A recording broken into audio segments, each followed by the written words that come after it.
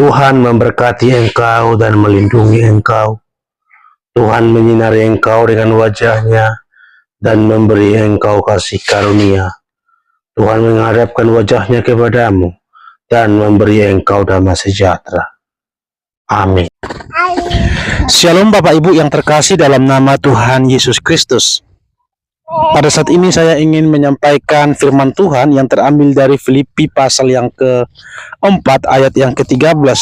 Demikian firman Tuhan. Segala perkara dapat kutanggung di dalam Dia yang memberi kekuatan kepada aku. Bapak Ibu, di awal tahun 2025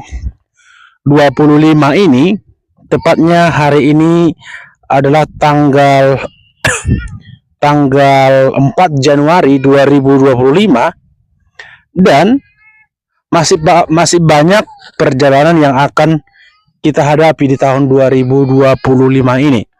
Tentu ini membuat kita was-wasan ya, atau membuat kita khawatir tentang hidup ini. Apa yang akan terjadi dalam hidup saya di tahun 2025 ini? Bagaimana kehidupan saya di tahun 2025 ini? Apakah baik-baik saja atau tidak? Nah, Bapak Ibu, dengan firman Tuhan yang telah saya bacakan tadi, yang terambil dari Filipi pasal 4 ayat 13 itu, segala perkara dapat kutanggung di dalam Dia yang memberi kekuatan kepada aku.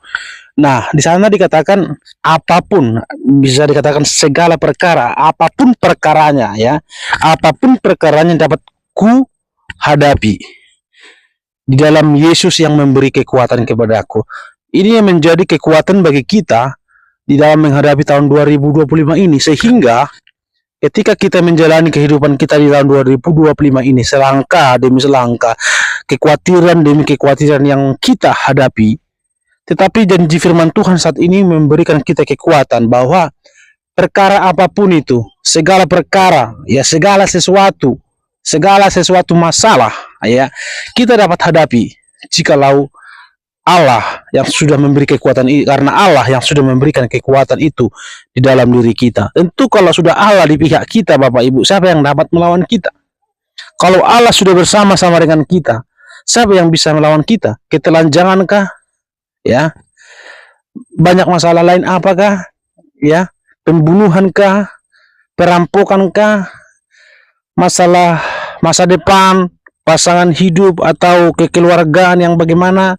Tentu itu menjadi tidak relevan lagi bagi kita jikalau kita bersama-sama dengan Allah, karena Allah yang bersama-sama dengan kita itu senantiasa dan selalu memberi kekuatan kepada kita.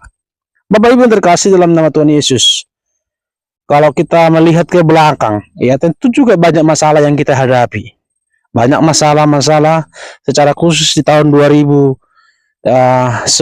juga ya, itu masalah yang lebih besar bahkan di seluruh dunia yang memberikan pengaruh dampak global pada waktu itu.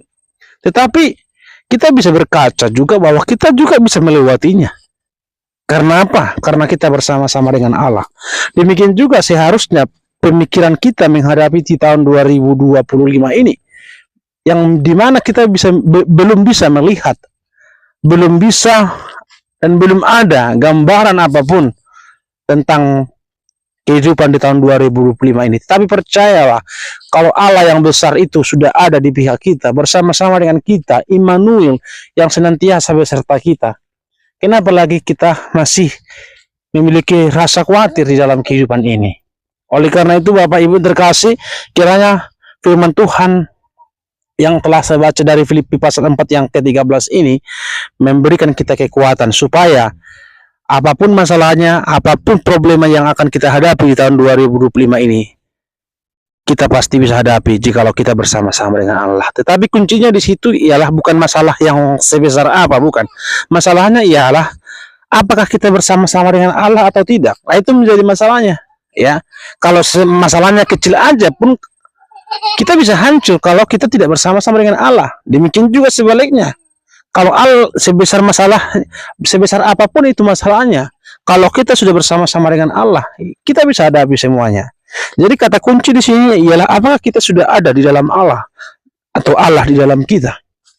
Ya, itu yang menjadi refleksi bagi kita, bukan terhadap masalahnya itu seperti apa, bukan terhadap kekhawatiran itu yang perlu kita pikirkan, tetapi yang harus kita perlu pikirkan, kita renungkan ialah apakah Allah sudah ada bersama-sama dengan kita? Apakah Allah sudah ada di pihak kita?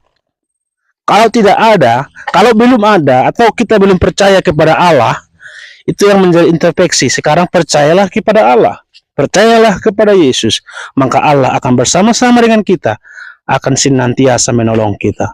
Kiranya firman Tuhan yang singkat ini memberikan kita kekuatan dan motivasi di dalam kehidupan kita di tahun 2025 ini, supaya kita tidak takut dan khawatir lagi.